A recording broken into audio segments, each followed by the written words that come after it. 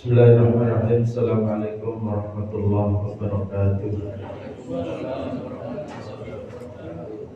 Alhamdulillahirabbil alamin wal 'aqibatu lil muttaqin wa la 'udwana illa 'alal zalimin.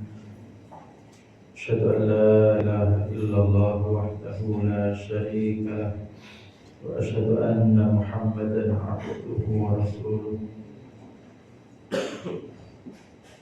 Allahumma salli wa sallim wa barik ala nabiyyina karim wa ala alihi wa sahbihi wa man tabi'ahum ila yaumiddin.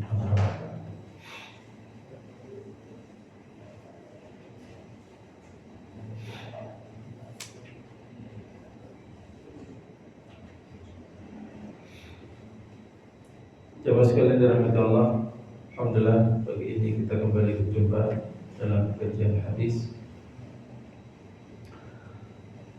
Kita sudah membahas hadis yang ke-85 dan kita akan bahas kali ini adalah hadis yang ke-86 dan 87.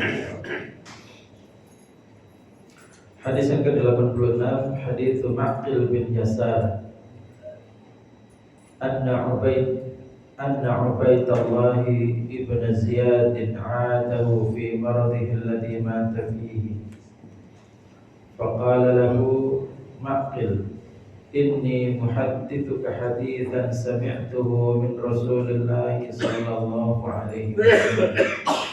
Sami'tu an-nabiyya sallallahu alaihi wasallam yaqul ma min 'abdin istar'ahu Allahu ra'iyatan falam yahudha bi nasihatin illa lam yajid raihatal jannah.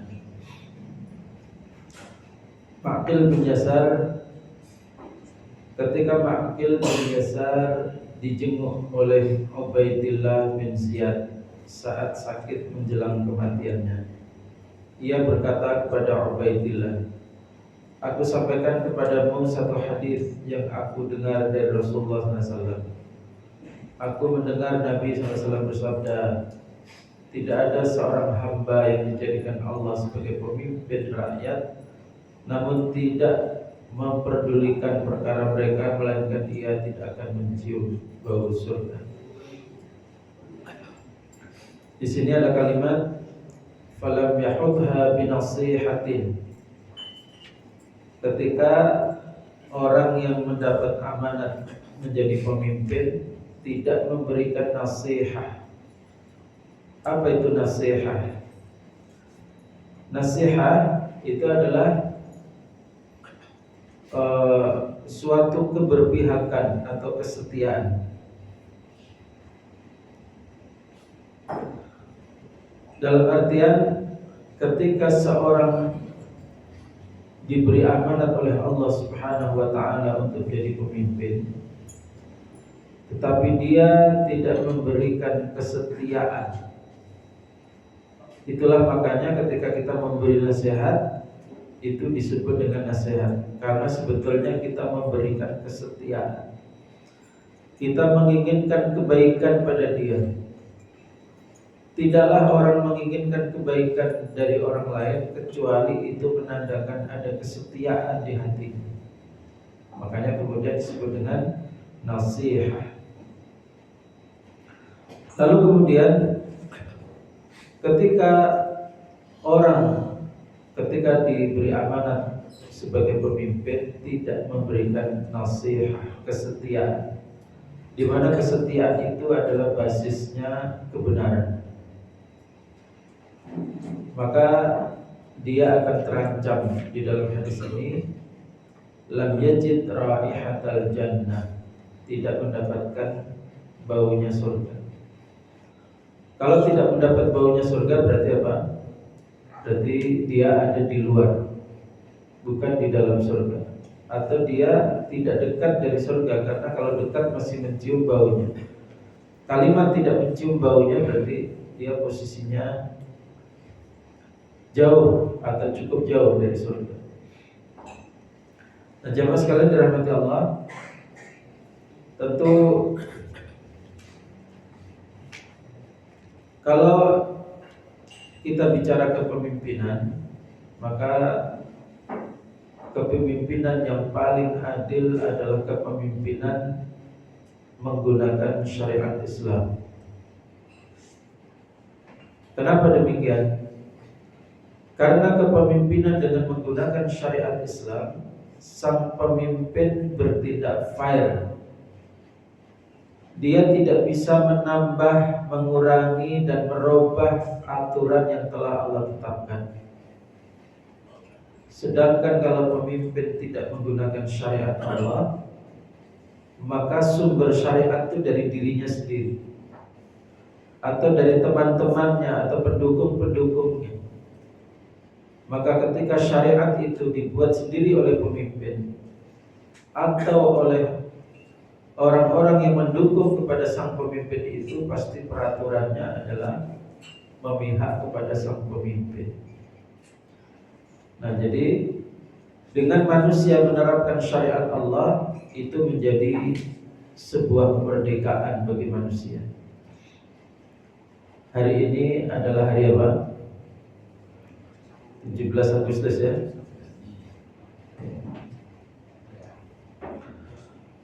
Ini adalah hari kemerdekaan. Artinya tanggal di mana setiap tahun diperingati sebagai tanggal kemerdekaan negeri ini. Maka saya ingin katakan bahwa kemerdekaan yang hakiki adalah ketika manusia merdeka dari dikendalikan oleh manusia lain, tetapi yang mengendalikan adalah Allah Subhanahu wa ta'ala. Kenapa? Karena Allah adalah pencipta, pemilik nyawa kita. Allah adalah pencipta kita yang memberi semua kebutuhan kita. Maka Allah saja yang berhak mengendalikan kita. Selain Allah, pada hakikatnya tidak berhak mengendalikan kita. Nyuruh-nyuruh kita itu pada hakikatnya tidak punya hak. Melarang-larang kita itu sebetulnya nggak ada hak. Yang punya hak satu-satunya adalah Allah Subhanahu wa ta'ala, karena Allah yang menciptakan kita. Sederhana sekali logikanya. Artinya tidak perlu pendidikan tinggi untuk memahami teori akidah itu. Teori akidah itu sederhana sekali. Zat yang menciptakan kita adalah yang berhak mengatur kita, mengendalikan kita, melarang kita, menyuruh kita. Tetapi manusia tidak punya hak untuk mengendalikan manusia lain, itu hakikatnya. Nah, ketika manusia masih dikendalikan oleh manusia lain, itu artinya kemerdekaan belum tercapai.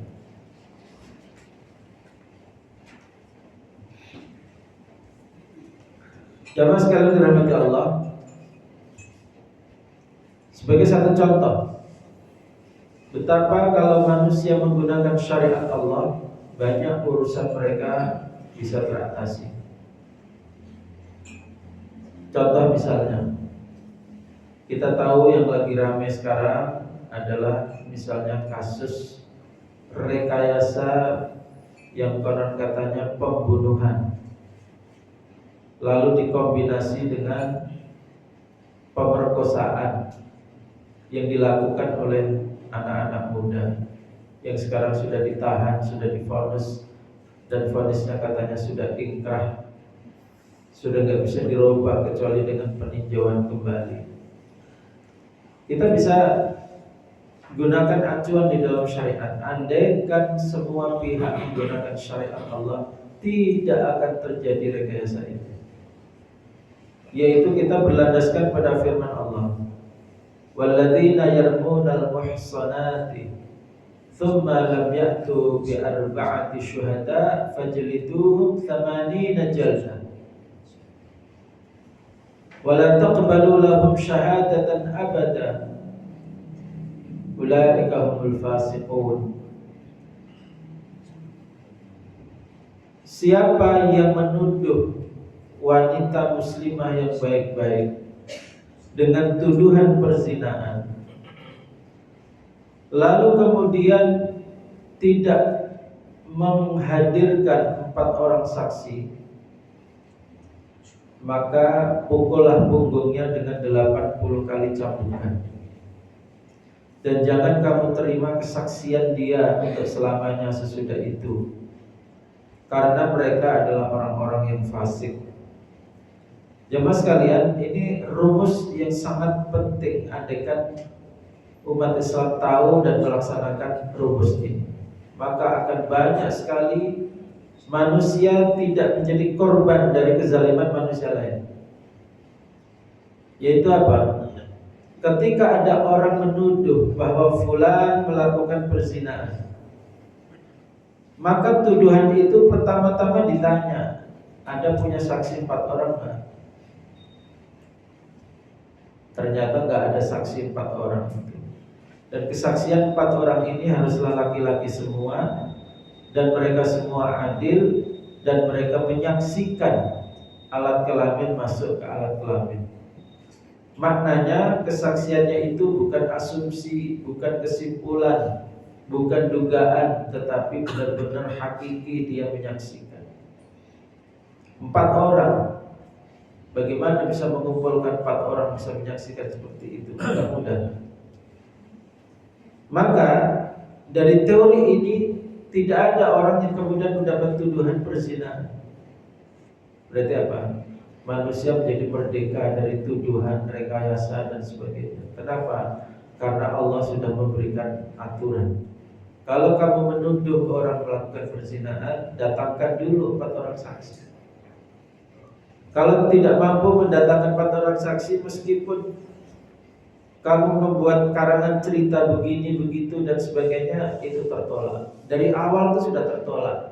Dan gak akan mungkin kemudian sampai ke pengadilan, lalu kemudian pengadilan membuat keputusan bahwa yang bersangkutan membunuh, memperkosa dan sebagainya. Karena apa? Karena sudah dikendalikan oleh syariat Allah. Maka kalimat saya tadi apa? Kalau umat manusia dikendalikan oleh syariat Allah, itulah titik kemerdekaan yang hakiki. Kalau manusia belum dikendalikan oleh Allah melalui syariatnya, artinya manusia belumlah merdeka, pasti menjadi korban dari kendali pihak lain. Hari ini kita bisa saksikan, ketua partai bisa dikendalikan dengan mudah, disuruh lengser oleh kekuatan di belakangnya.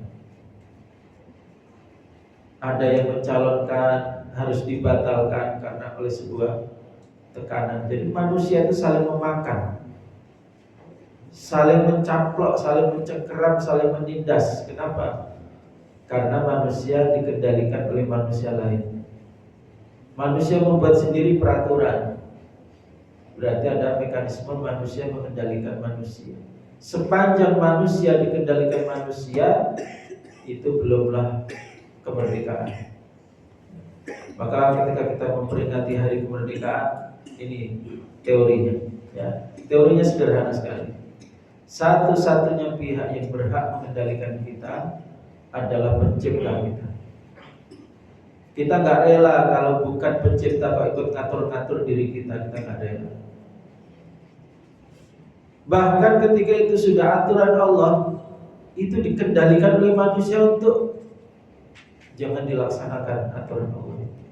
Apa itu kasusnya terbaru?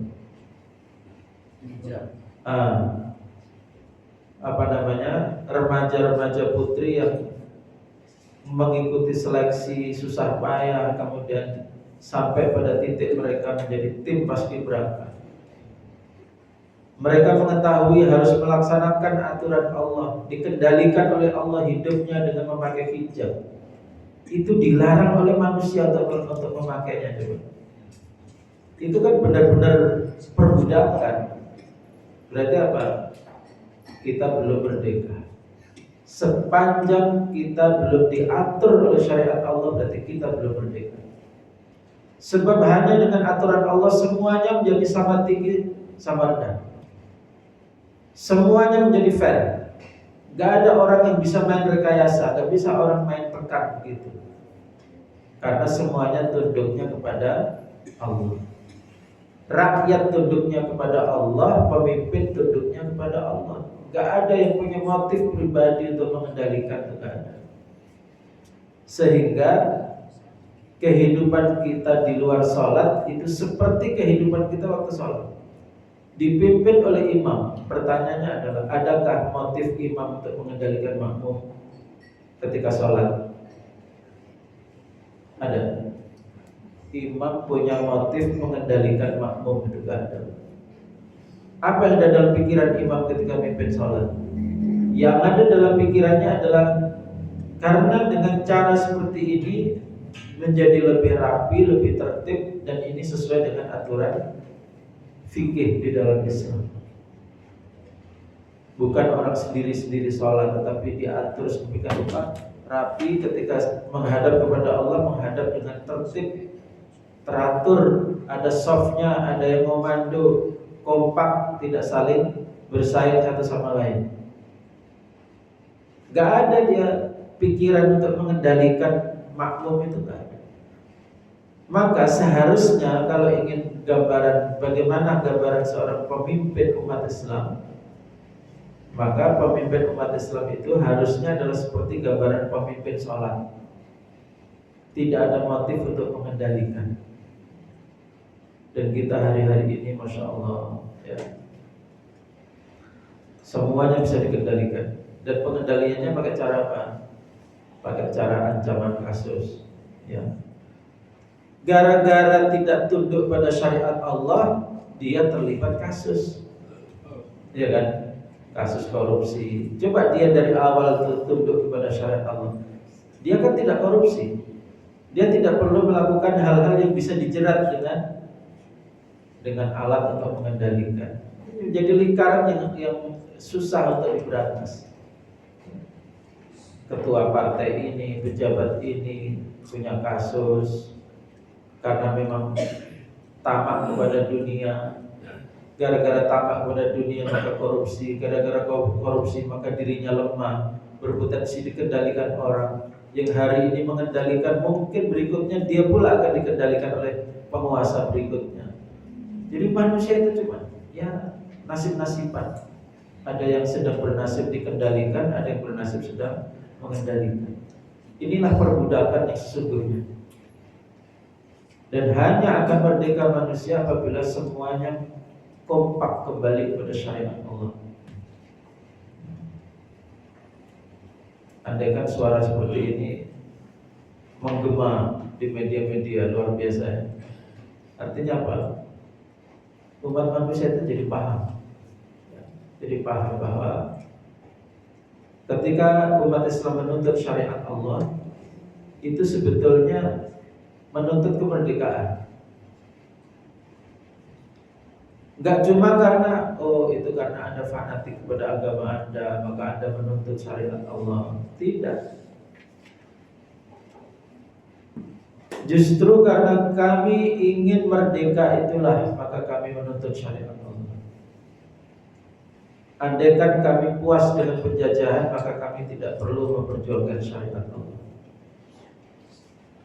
Dan kita bisa saksikan,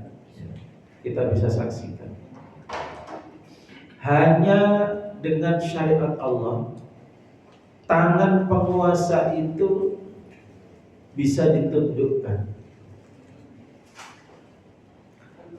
Misalnya dalam peristiwa ketika Muhammad Al-Fatih menaklukkan Konstantinopel yang sekarang bernama Istanbul tahun 1453 Masehi. Berarti abad berapa itu? Abad ke-15. Sekarang kita di abad berapa? Abad 21. Berarti 6 abad yang lalu Muhammad Al-Fatih, Sultan Muhammad Al-Fatih yang masih remaja, saat itu umurnya sekitar 21 atau 22 tahun, berhasil menaklukkan Konstantinopel. Semua pasukannya bisa ditaklukkan, semua masyarakatnya takluk semua. Istanbul itu yang namanya ditaklukkan kan otomatis apa? Menunggu keputusan. Karena pada zaman dahulu ketika orang dalam peperangan dan dalam keadaan kalah atau takluk, itu yang ada cuma apa? Pasrah. Entah akan dijadikan budak, entah akan dieksekusi, entah akan itu nggak tahu. Nah, coba perhatikan apa yang dilakukan oleh Muhammad Al-Fatih ketika menaklukkan Istanbul tahun 1453 Hijri. Maknanya apa jamaah sekalian? Muhammad Al-Fatih dengan pasukannya itu adalah pihak yang memegang senjata. Andaikan ingin membantai mereka semua, nggak ada yang bisa menghalangi.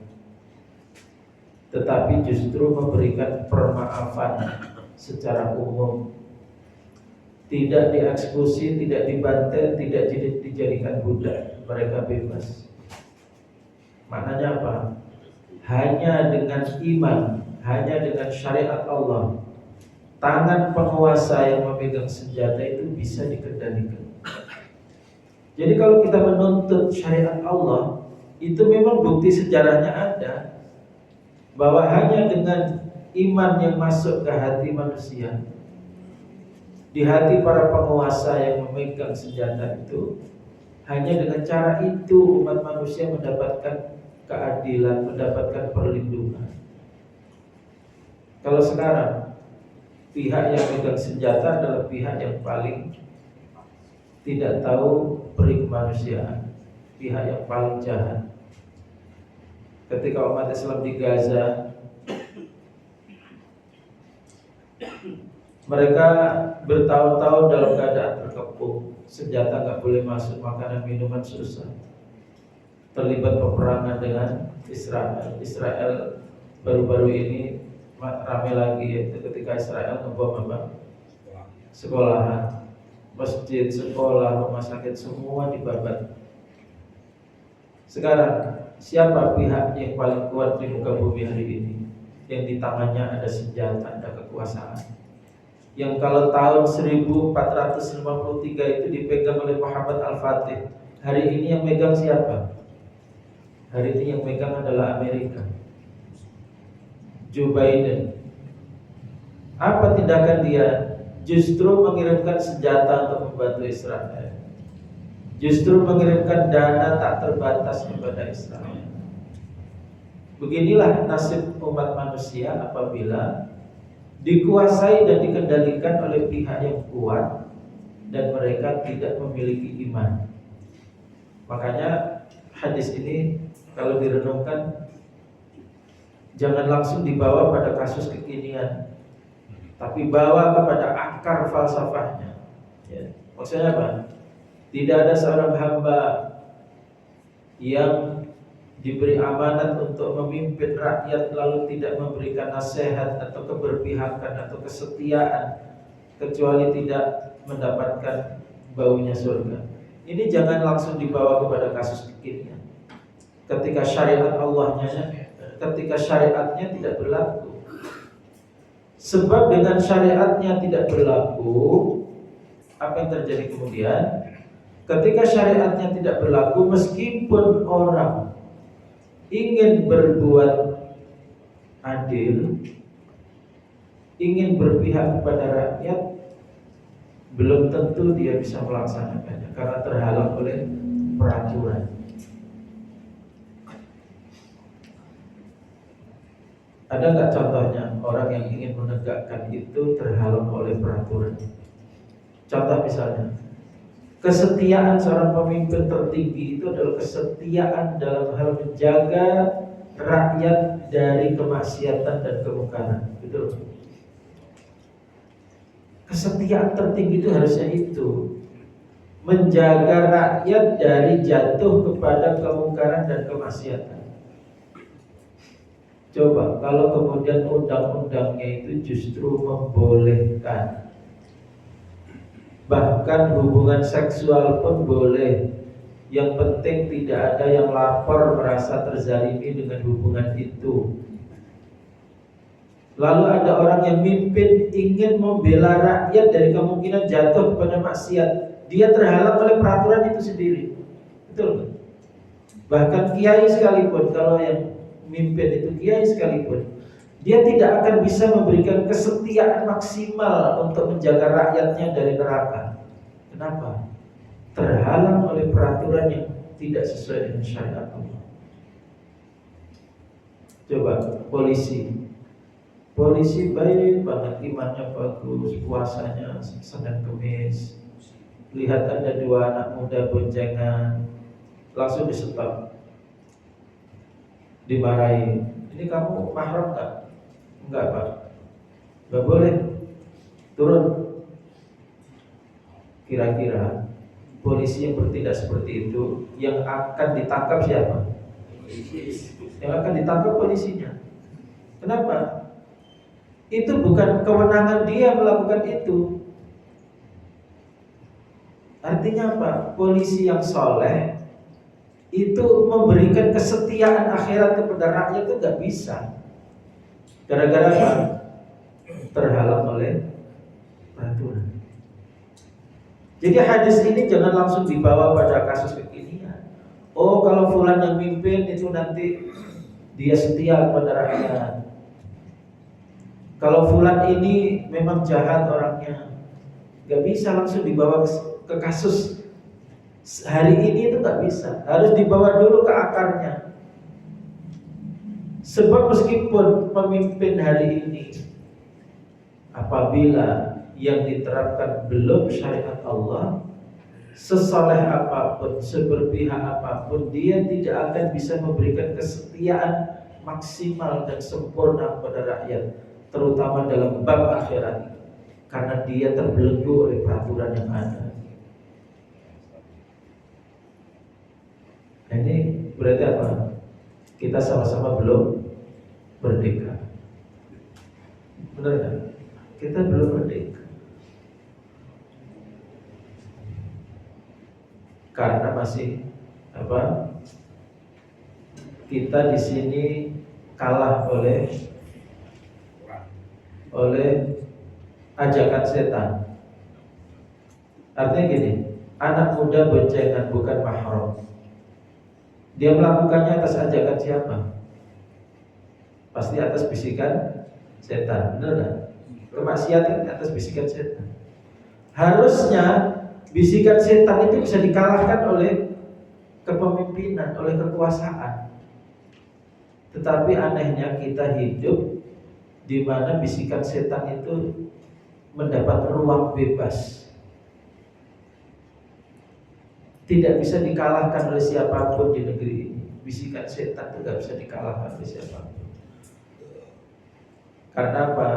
Siapa yang ingin mengalahkan bisikan setan itu, dia sendiri yang malah akan berurusan dengan hukum. Jadi bahkan kita di sini kalah dengan bisikan setan. Dibanding apa?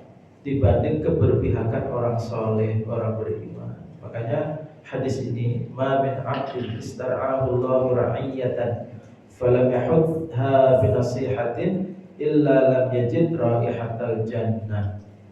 Tidak ada seorang hamba yang Allah berikan amanat memimpin rakyat, lalu kemudian tidak memberikan kesetiaan kepada rakyatnya, keberpihakan kepada rakyatnya, kecuali tidak akan mencium bau surga.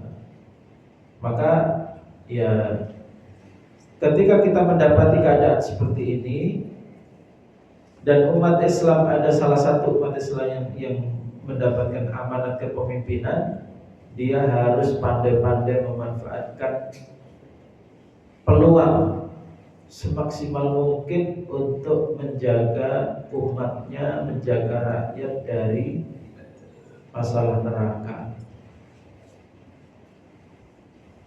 Baru kemudian nomor 2 kesejahteraan. Nomor 2 sebelum kesejahteraan itu apa? Keadilan, kesejahteraan. Tapi nomor 1 itu apa? Fungsi kekuasaan untuk menjaga rakyat dari neraka. Sayangnya misi itu tidak pernah tercantum di dalam visi misi calon presiden. Ada nggak visi misi calon presiden? Menjaga rakyat dari neraka. Yang ada apa? Visi misinya adalah ya, memberikan makan gratis, kan gitu ya. Memberikan pengendalian harga-harga, menciptakan lapangan kerja. Itu visi misinya paling jauh ke situ. Tapi visi misi untuk membentengi rakyat dari neraka itu nggak ada. Visi misi itu. Artinya apa? Kalau orang ada yang keberatan menyebut bahwa ini adalah liberal, pasti dia tidak paham apa arti liberal. Nah, ini liberal yang sesungguhnya. Liberal dan apa? Sekular. Apa arti sekular itu? Sekular itu artinya ya kekuasaannya itu hanya bersifat duniawi. Kekuasaan tidak ada visi ukhrawinya. Nah, berarti itu adalah kekuasaan yang sekular. Baik, jamaah sekalian dirahmati Allah, ini adalah hadis yang ke-86. Ya, alhamdulillah hadisnya pas dengan apa? Dengan harinya. Ketika kita bicara hari kemerdekaan, ketemu hadis tentang kepemimpinan. Ya, makanya hati-hati kalau mencalonkan diri jadi pemimpin, ya, karena pertanggungjawabannya berat. Baik, hadis yang ke-87. Hadis Hudzaifah qala haddatsana Rasulullah sallallahu alaihi wasallam haditsaini ra'aitu ahadahuma wa ana antadhirul akhar.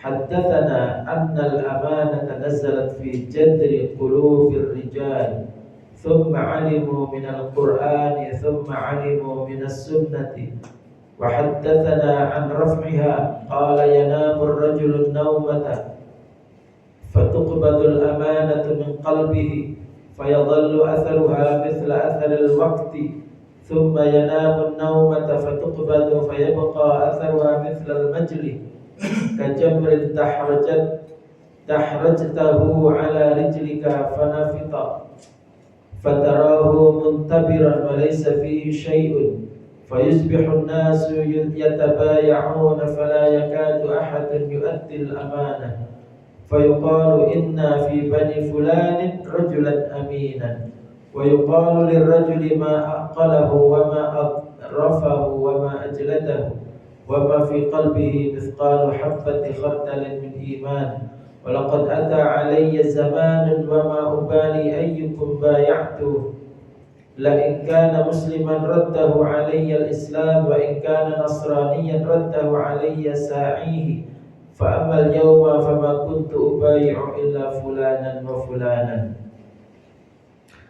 Hadis ini membicarakan tentang amanat, yaitu bagaimana proses dicabutnya amanat dari hati orang-orang beriman.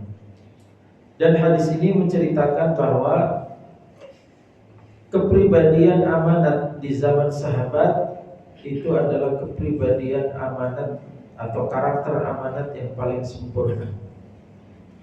Lalu kemudian mengalami penurunan dan kita berjarak 15 abad dari para sahabat radhiyallahu anhu. Artinya penurunannya kalau 100 tahun itu dikasih 1 derajat, artinya penurunannya sudah 15 kali penurunan kualitas penjagaan amanat yang ada di hati orang beriman. Baik. Hadis Hudzaifah, hadis dari sahabat Hudzaifah radhiyallahu anhu. Qala haddatsana Rasulullah. Rasulullah sallallahu alaihi wasallam menyampaikan dua hadis kepada kami. Ra'aitu ahadahuma, aku melihat satu di antaranya. Wa antadzirul akhar, dan aku masih menunggu yang lain. Maksudnya gini, Rasulullah menyampaikan dua hadis. Hadis itu dia amati ada pada zamannya. Lalu hadis yang kedua itu dia menunggu karena penggambarannya itu tidak ada pada zamannya. Haddatsana annal amanata nazalat fi jadri qulubir rijal. Nabi Muhammad memberitahukan bahwa amanat itu turun di hati, di pangkal hati orang-orang beriman atau karakter masyarakat secara umum pada zaman itu. Tsumma alimu minal Qur'an, kemudian mereka ditambah dengan ilmu dari Al-Quran. Tsumma alimu minas sunnati, kemudian mereka mendapatkan ilmu dari as-sunnah tentang amanat. Artinya apa? Gini loh penggambaran hadis ini. Ada orang yang memang dari latar belakang sosialnya itu adalah latar belakang sosial yang menjunjung tinggi amanat. Maksudnya adalah pada zaman jahiliyah. Pada zaman jahiliyah itu masyarakat tumbuh dengan sangat menjunjung tinggi amanat. Nah, ketika mereka mendapatkan Islam, maka mereka mengetahui konsep amanat itu, yang memperkuat amanat itu dari Al-Quran. Tsumma alimu minas sunnati, kemudian mereka mengetahui dari as-sunnah, maka makin lengkap. Jadi dari nalurinya sendiri sudah kebentuk, dari lingkungannya sudah kebentuk, lalu kemudian dari Al-Quran memperkuat, dari as-sunnah memperkuat. Beda dengan zaman kita. Zaman kita misalnya apa? Kita dibesarkan dengan tradisi tidak tepat dalam memegang perjanjian waktu. Misalnya, ini kan bagian dari amanat. Bagian dari amanat adalah menepati waktu yang dijanjikan. Misalnya, kita tumbuh dalam lingkungan seperti ini. Meskipun kemudian kita tahu dalilnya dari Al-Quran, seharusnya menepati waktu yang telah dijanjikan. Kita tahu dari sunnah Nabi, tetapi apa? Tetapi itu tidak sekuat dengan masyarakat dahulu pada zaman sahabat, ketika lingkungannya membentuk, memberi bekal naluri untuk kuat memegang amanat, ditambah dengan Al-Quran, ditambah dengan As-Sunnah, maka makin sempurna. Nah, di kita, walaupun kita sesudah tahu Al-Quran dan Sunnah, tetap saja amanat itu tidak bisa terasah dengan kuat. Kenapa? Karena kita dibesarkan dengan kultur yang tidak memegang amanat itu. Nah, ini adalah penggambaran generasi sahabat radhiyallahu anhum, bahwa amanat itu dimasukkan melalui masuknya iman, lalu kemudian ditambah dengan ilmu dari Al-Quran, ditambah dari ilmu dari As-Sunnah, maka lengkap dan kuat, utuh, sempurna karakter amanat pada diri mereka. Lalu bagaimana? Nah, yang kedua, wa haddatsana an raf'iha, tetapi Nabi juga memberikan kepada kami hadis yang menceritakan bagaimana amanat itu bisa hilang. Kan tadinya masuk lewat iman.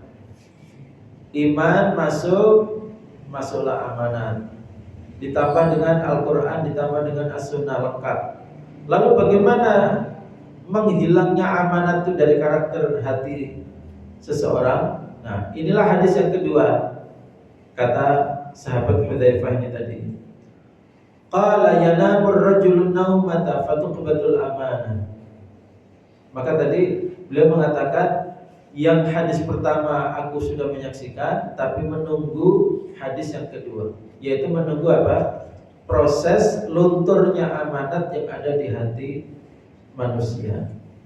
Nah, dalam sabda Nabi digambarkan bagaimana proses lunturnya amanat itu. Yanamur rajulun naumata fatuqbadul amanatu min qalbihi.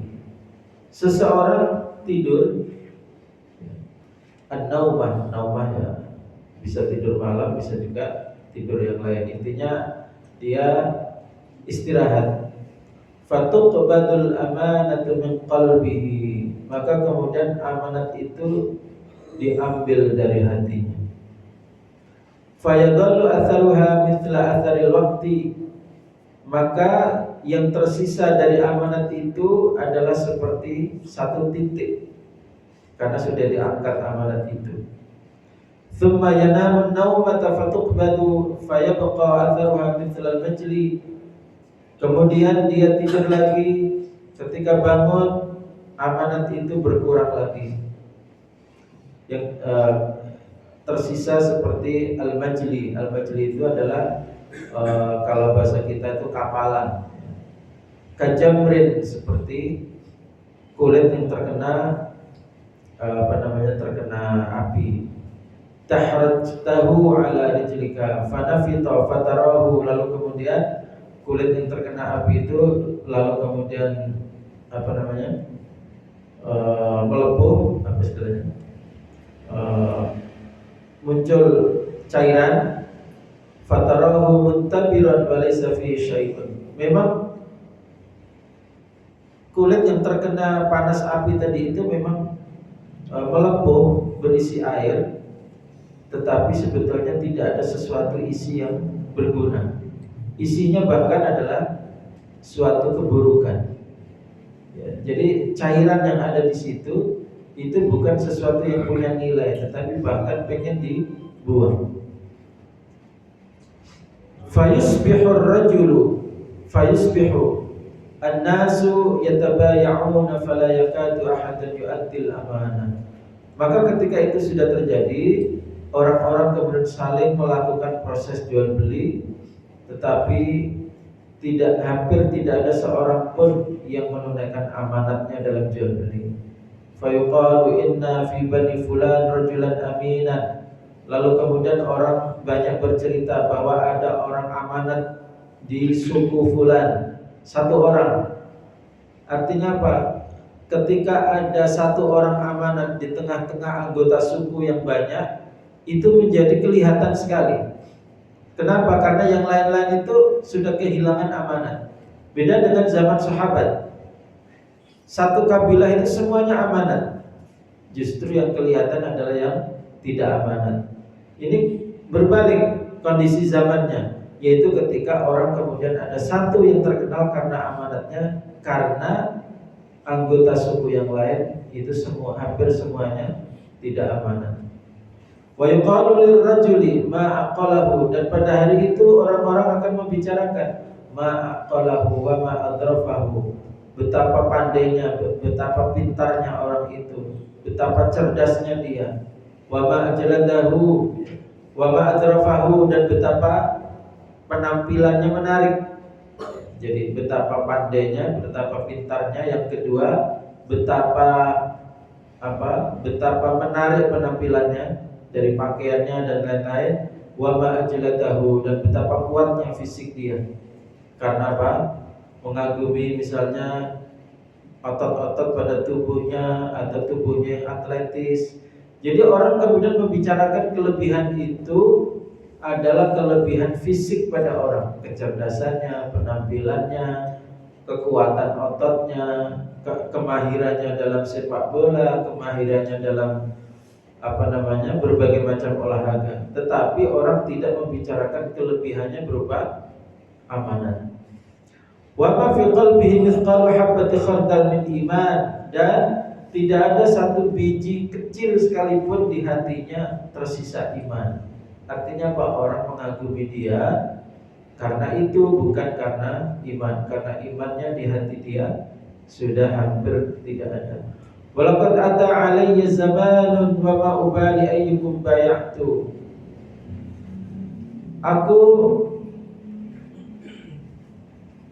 Aku berada pada suatu zaman, aku mengalami suatu zaman, aku tidak peduli dengan siapa aku jual beli. Kalau dengan muslim, maka Islam membuat dia amanah. Wa in kana nasraniyan raddahu alayya sa'ihi. Dan jika aku bermuamalah, berinteraksi atau bertransaksi dengan orang Nasrani, maka penguasanya atau orang-orang yang menerapkan aturan Nasrani pada lingkungan mereka yang akan memaksa mereka untuk amanah. Artinya saya tidak perlu khawatir karena tetangga-tetangganya, lingkungannya, atasannya atau pendeta-pendetanya itu memaksa mereka untuk amanat. Jadi aku gak khawatir. Ketika bertransaksi dengan muslim, maka muslim akan menjadi amanat karena Islamnya, orang Nasrani akan menjadi amanat karena sistem itu masih mendorongnya untuk amanat. Fa ammal yauma fama kuntu ubayyu illa fulanan wa fulanan. Tetapi pada hari ini aku tidak bisa bertransaksi, berjual beli kecuali hanya kepada fulan atau kepada fulan yang saya kenal betul tingkat amanatnya. Saya tidak berani bermitra dengan fulan karena saya belum kenal dengan yang bersangkutan meskipun dia muslim. Kira-kira begitu. Jadi Hudzaifah radhiyallahu anhu itu menceritakan suatu kondisi keadaan zaman di mana beliau mendapati pada zamannya itu adalah ketika amanat itu menjadi karakter masyarakat, karakter masyarakat secara umum, baik di lingkungan umat Islam maupun yang lain. Tetapi akan datang suatu zaman di mana orang tidak lagi fokus kepada amanatnya, tapi fokus pada fisiknya, pada penampilannya, pada kekuatan ototnya. Kalau zaman sekarang ya berarti pada karirnya, pada apanya, ya. Sehingga itu menjadi alasan yang lebih menonjol misalnya saat mencari pasangan atau mencari menantu. Baik, ini adalah hadis yang ke-87. Barangkali ada yang ingin ditanyakan, baik yang hadis 86 maupun 87 dipersilakan.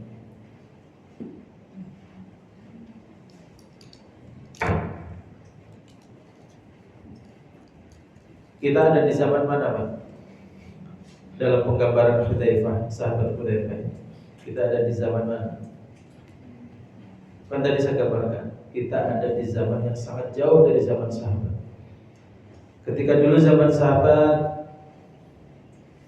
tingkat amanat di hati mereka itu ibarat air itu penuh mengisi hati mereka.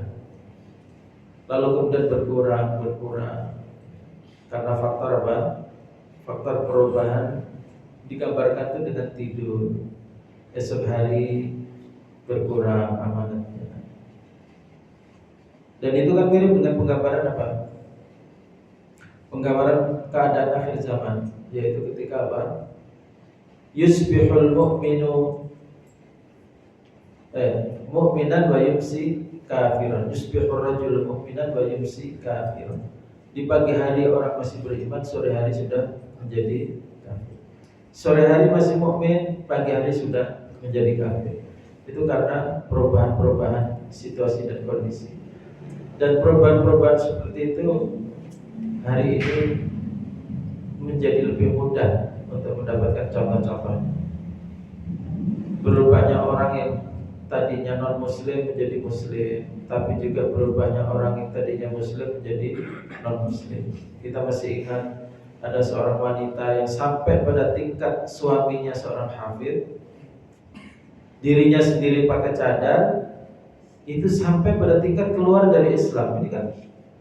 Dan itu dalam waktu yang sangat cepat. Berarti apa? Proses perubahan dari amanat menjadi tidak amanat, dari mukmin menjadi kafir, dari kafir menjadi mukmin, itu sangat dinamis, gampang sekali berubah. Beda dengan pada zaman sahabat radhiyallahu anhu. Mereka akan sangat teguh di dalam memegang prinsip. Nah, makanya sekarang jadi terkenal, oh fulan itu orangnya amanah. Kenapa kok jadi terkenal amanatnya? Karena sekelilingnya tidak ada yang amanat gitu. Jadi ketika ada satu yang amanat, itu menjadi terkenal. Baik, ada pertanyaan, silakan.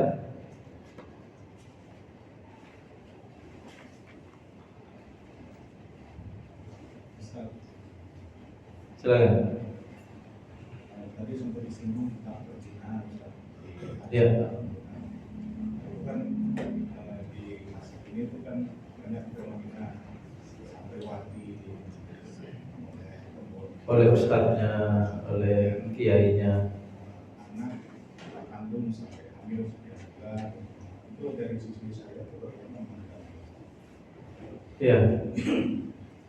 Jadi kita saksikan agak susah bisa kalau melihat seperti itu. ya, kalau kita bicara tuduhan, memang ada mekanisme yang diatur oleh syariat, dan itu berlaku sejak zaman Al-Quran diturunkan sampai kiamat. Karena aturan ini tercantum di dalam Al-Quran, gak mungkin Al-Quran dihapus. Artinya meskipun zamannya sudah ganti, meskipun sekarang orang sudah punya CCTV, itu tetap tidak bisa mengganti, kata para ulama. Itu hanya untuk menguatkan. Artinya gini, bisakah hari ini misalnya kita menuduh orang berzina dengan bukti CCTV? Jawabannya tidak bisa. CCTV memang berguna untuk menguatkan, tetapi tidak bisa menjadi sandaran tunggal. Apalagi betapa Al-Quran harus kita jadikan pedoman yang tidak lekang oleh zaman. Hari ini Bapak Ibu sekalian, jamaah sekalian, ada namanya AI. Apa itu AI? Artificial Intelligence. Kecerdasan yang meniru kecerdasan manusia. Itu bahkan bisa membuat film tanpa perlu syuting. Betul, tanpa perlu syuting. Dikasih bahan aja, nanti akan bentuk sendiri. Nah, artinya apa? Berarti di zaman artificial intelligence ini nanti sebentar lagi itu sangat mungkin orang akan membuat seolah-olah itu CCTV, padahal hasil apa? Olahan dari artificial intelligence. Oleh karena itu tetap kita berpedoman pada saksi mata secara langsung. Harus laki-laki, tidak boleh salah satu dari 4 ini perempuan. Gak diterima kesaksian perempuan dalam bab perzinahan. Lalu laki-laki itu haruslah orang yang adil. Adil yang dimaksud bukan berarti adil dalam masalah pengadilan, tapi maksudnya adil di sini adalah bukan pelaku dosa besar. Kalau dia pelaku dosa besar, kesaksiannya juga tidak diterima. Atau dia pernah menuduh dan tidak bisa mendatangkan bukti, dia ternyata menjadi salah satu saksi, maka saksinya ditolak. Kan tadi ada orang yang sudah pernah menuduh, tidak mampu mendatangkan 4 orang saksi, maka pukullah dengan 80 cambukan dan jangan diterima lagi kesaksiannya selamanya. Berarti apa? Kesaksiannya harus bukan dia, tapi orang lain yang tidak terkena kasus seperti dia. Nah, jadi kenapa ini semua jamaah sekalian? Ini adalah karena Islam sangat menjunjung tinggi kehormatan.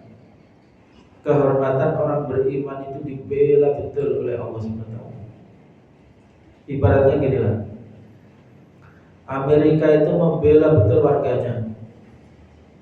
Kalau ada warganya di negara lain mendapatkan masalah, itu pemerintahnya itu benar-benar ingin membela. Nah, gambarannya seperti itu. Ketika manusia menyatakan beriman pada Allah, saat itu dia dibela dengan luar biasa oleh Allah. Gak boleh kehormatannya dimain-mainkan, gak boleh dibunuh sembarangan, dibela betul. Karena apa? Ibarat negara, dia sudah menjadi warganya Allah, sudah menjadi rakyatnya Allah dalam tanda kutip, maka Allah membela. Maka ketika orang menuduh, itu dipastikan harus bawa saksi. Kalau enggak berarti apa? Dia mencemarkan kehormatan hamba Allah yang dibela dengan sangat hebat oleh Allah SWT.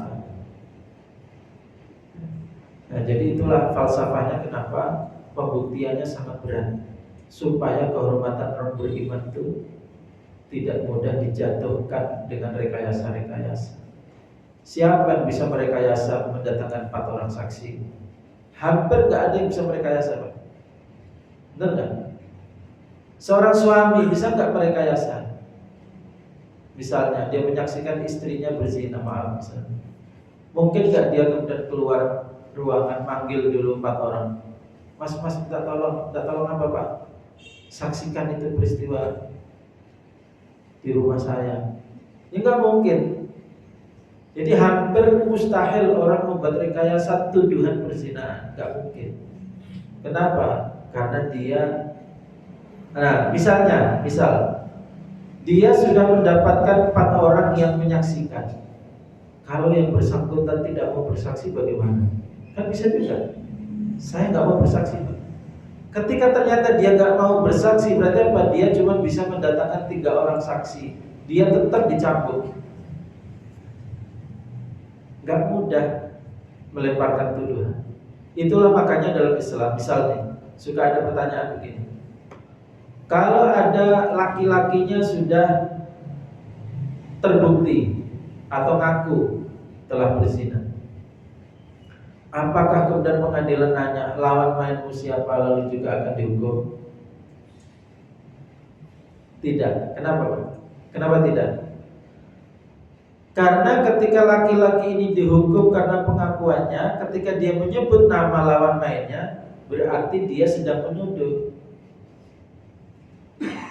Benar kan? Lah bagaimana kalau ternyata itu rekayasa cuma omongan dia? Makanya dalam Islam, kalau yang ngaku cuma dia, ya cuma dia yang dihukum. Gak akan ditanya kamu lawan mainnya siapa, karena itu bisa merusak tatanan. Kalau kemudian wanita baik-baik disebut lalu dihukum, ternyata ini cuma omongan dia yang tidak bertanggung jawab, ini kan kacau keadaan. Jadi dibiarkan lawan mainnya, gak ditanya, sepanjang lawan mainnya tidak ikut ngaku, tidak ada saksi 4 orang. Jadi yang dihukum cuma yang ngaku aja. Nah, ini menandakan apa? Dalam Islam kehormatan hamba Allah, apalagi wanita, ya, ini dijaga betul oleh Allah. Makanya apa? Ada ayat lain mengatakan begini, innal ladzina yuhibbuna an tashi'al fahishatu fil ladzina amanu lahum 'adzabun alimun fid dunya wal akhirah wallahu ya'lamu wa antum la ta'lamun. Yang artinya, sesungguhnya orang-orang yang menyukai fahisyah itu menjadi berita populer menyebar luas di tengah komunitas orang beriman, dia diancam dengan azab pedih di dunia dan di akhirat. Kamu tahu, Allah tahu dan kamu tidak tahu. Wallahu ya'lamu wa antum la ta'lamun. Allah tahu apa hikmah peraturan ini atau larangan ini dan kalian tidak tahu apa madarat di balik ini. Coba sekalian, ketika kemudian pemerintah membuat peraturan bahwa di sekolahan akan disediakan alat kontrasepsi, apa artinya itu? Berarti membiarkan fahisyah itu terjadi, bahkan memfasilitasi. Menyediakan alat kontrasepsi berarti yang dikhawatirkan cuma apa? Cuma penyakitnya atau kehamilannya. Perbuatannya yang diharamkan itu sama sekali tidak dikhawatirkan.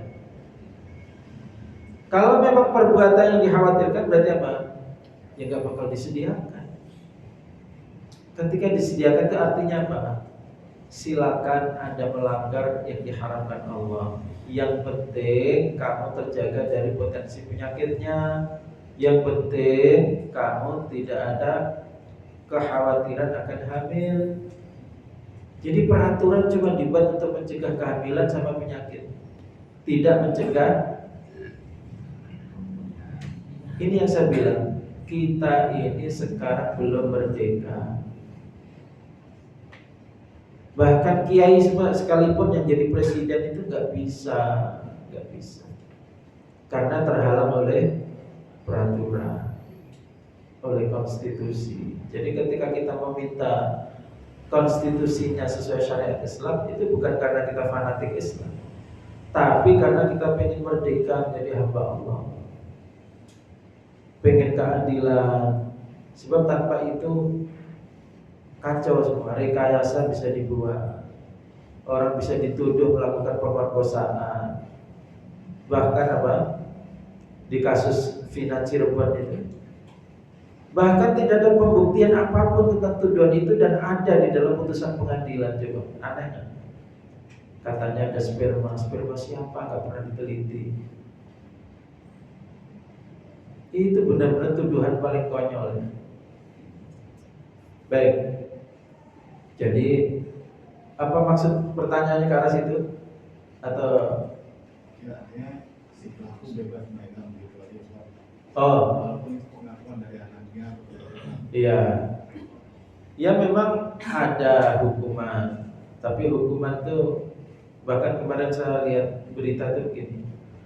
Curhat dari wanita-wanita yang jadi korban. Ternyata pihak tokoh pesantren sebagai pelakunya itu malah dilindungi oleh aparat. Karena apa?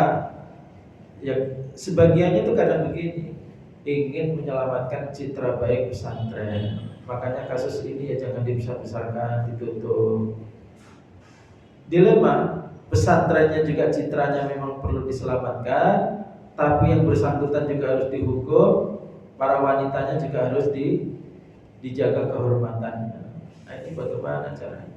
Akhirnya paling gampang ya udahlah, daripada diprotes gara-gara terlalu membidik pesantren untuk kasus-kasus yang terjadi di pesantren, akhirnya apa? Ditutup-tutupi. Ini dilema. Ya, makanya manusia akan seperti hidup dalam kebimbangan, kebingungan, kekacauan kalau tidak bareng-bareng kompak kembali pada syariat Allah. Itu pasti gak akan bahagia manusia. Gak akan bahagia, gak akan ketemu solusinya. Solusi A, problem di sini. Solusi B, problem di sini. Jadi selalu itu gak selesai. Kalau mau selesai tuntas, kompak kembali pada syariat Allah. Selesai. Karena Allah yang maha tahu tentang keadaan manusia. Ya. Kita berdoa mudah-mudahan ya. Mudah-mudahan kita sudah merdeka secara fisik dari penjajahan. Mudah-mudahan Allah karuniakan entah kapan kemerdekaan yang hakiki, yaitu merdeka karena sama-sama kompak tunduk kepada syariat Allah. Tidak ada manusia diperhamba oleh manusia. Amin. Tidak ada manusia yang dikendalikan oleh manusia dengan hawa nafsunya, dengan kekuasaannya, tetapi semuanya dihormati, nyawanya dihormati, kehormatannya dijaga, kehormatannya, sehingga semuanya mendapatkan keadilan. Demikian pengajian kita pada pagi ini, sampai pada hadis yang ke-87. Insyaallah yang akan datang kita akan bahas hadis yang ke-88. Demikian, kurang lebihnya mohon maaf. Aku qouli hadza wa astaghfirullah li wa lakum. Wassallallahu ala nabiyyina Muhammad wa ala alihi wa sahbihi wa sallam. Akhiru da'wana alhamdulillahirabbil alamin. Wassalamualaikum warahmatullahi wabarakatuh. Waalaikumsalam.